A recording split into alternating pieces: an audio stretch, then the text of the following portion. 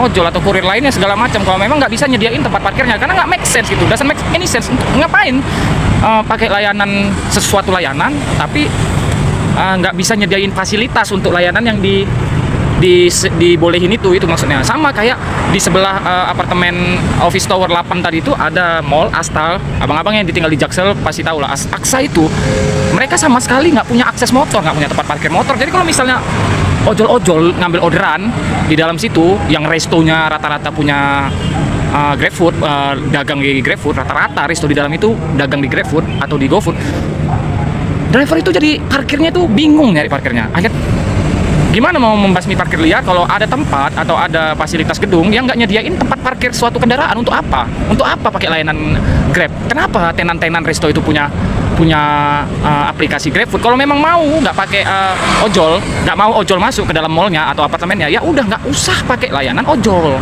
Ya nggak usah pakai layanan, untuk apa gitu, nggak make sense. Nah itu jadi nggak ada sinkronnya. Nah itu salah satu penyebab kenapa Jakarta itu macet.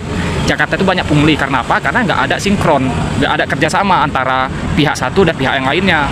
Makanya orang-orang males pakai motor, ya bela-belain beli mobil walaupun cicilan, susah bayarnya. Karena ya itu, karena kalau di Jakarta itu kalau mau gampang, kalau mau turun langsung di lobi, ya naiknya naik mobil.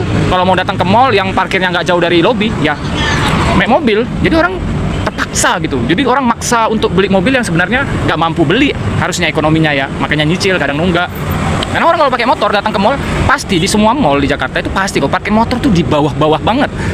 B3, B4, kalau ada misalnya B800 sampai ke dalam neraka juga diletak di situ parkir motor.